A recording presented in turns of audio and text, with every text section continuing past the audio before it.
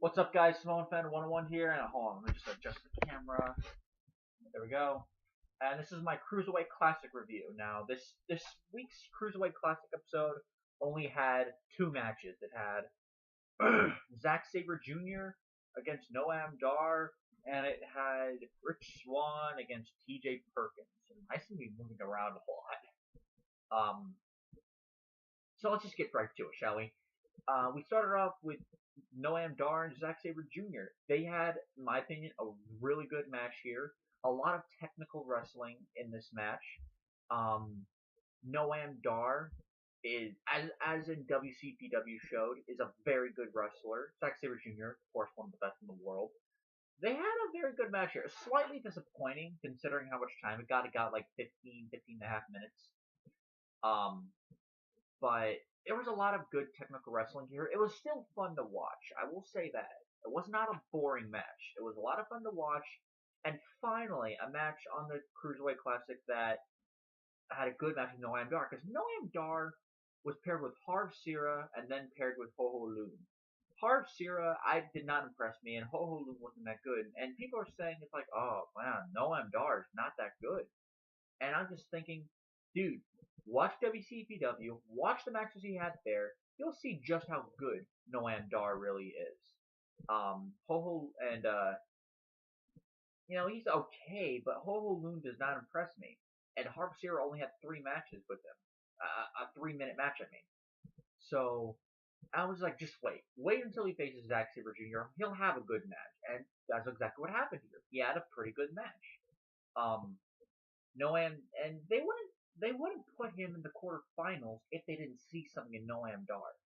So they did, and they put him in the quarterfinals against Zack Sabre Jr., which was a very, very good match. Not a great match, but a very good match. A lot of mat-based technical wrestling here. Noam Dar for most of the match worked on the knee, obviously setting up the knee bar, which he locked in on a couple of occasions. Zack Sabre Jr. Actually won the match. It was obvious who the winner was going to be. After he got him in a submission hold. Now, what happened is, he got him in like a... Okay, you know Becky Lynch's disarmer submission? Well, it's almost like a disarmer. But then it was like a disarmer mixed in with a crossface. So what happened was he bent Noam Dar's other arm backwards and twisted his arm and put it in between his legs. And now it's not a gay euphemism, so shut the hell up. He put both the legs, he tightened both of his arms in between his legs and just pulled back on the arms. And it was very soon after that Noam Dar gave up, and the match was won by Zack Sabre Jr. A very good match here. I think these guys were capable of better, though. But still a very good match here. They did a good job, and they were real friends in real life. They've had matches before, and I've even looked up on CageMatch.net their matches before, and it's funny because Zack Sabre Jr. and Noam Dar have had 4 matches in total as singles matches. The first 2 matches, Noam Dar won. The second 2 matches, Zack Sabre Jr. won. Even in the indie scene, and somehow in WWE, obviously it's not the WWE feud, but it's like 50-50 booking. But this is a case, but it was span out through a time of from 2011 to 2016. So I just find that kind of funny. But both of them did very good here. Zack Sabre Jr. will face Grand Metalik at next week's Cruiserweight Classic final. Speaking of which, we lead on to the last semi-final match, which was TJ Perkins versus Rich Swann. First of all, this is a great match. Both of them did a great job here of wrestling. And a lot of the match centered on 2 things. In storyline, of course, TJ Perkins' hurt ribs and Rich Swann's hurt knee, which was going to set up the knee bar, which was also the finish of TJ Perkins. Both of them had a very good match here, very athletic, And Rich Swann did a good job selling. And Daniel Bryan even said himself, the moves that Rich Swann does not have the hype that they did, that they usually do because of that hurt knee. And it led into the finish. With TJ Perkins,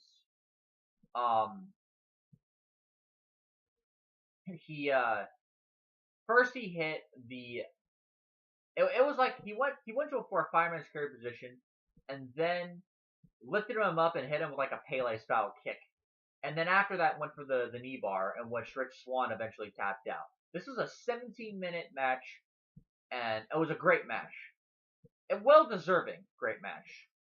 Immediately after he submitted him, TJ Perkins went over and hugged Rich Swann because they're friends as well, I guess. They're moving on to now TJ Perkins moves on to the finals.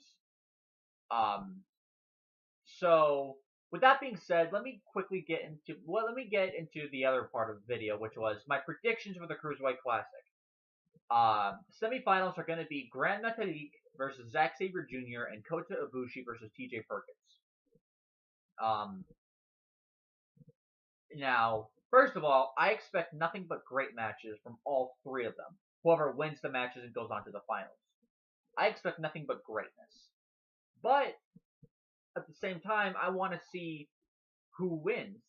And obviously, it's so hard to predict because TJ Perkins and Grand Metalik are both signed to WWE contracts. Kota Ibushi may sign to a WWE contract. Zack Sabre Jr. is the only one who straight up said, no, I'm not going to sign. The reason why he said that is because he wants to see, he's not done in the indies, so to speak. He sees more accomplishments to be made in the indies, and he wants to accomplish them.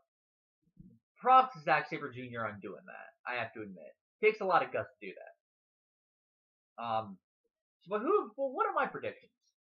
Well, my prediction, and there's what I want and what I predict. Both of them are pretty much the same. I want, or not maybe not the same, but I want Zack Sabre Jr. to beat Grand Metalik. I want Kota Ibushi to beat TJ Perkins, and for them to go to the finals and to face off, because that's a dream match. Kota Ibushi and Zack Sabre Jr. is a dream match. What I think will happen is probably going to be Grand Metalik beats Zack Sabre Jr., TJ Perkins beats Kota Ibushi, which, being put over by bigger stars, is definitely a big cap in the feather of Metalik and Perkins. And for them to face off, who do I think is going to win? Well, if it was a match between them, I would have to say, see, it's a tough one, because Grand Metalik is also the former Mascara Dorada, who is a big Mexican star who also competed in New Japan. So he's got that background, but TJ Perkins also has a big background. He's 32 years old, competed in TNA, Ring of Honor, New Japan, a dark match against Pentagon Jr. in Lucha Underground. I think a couple of matches in GFW. He's competed almost everywhere in the current day. So, it's a tough one.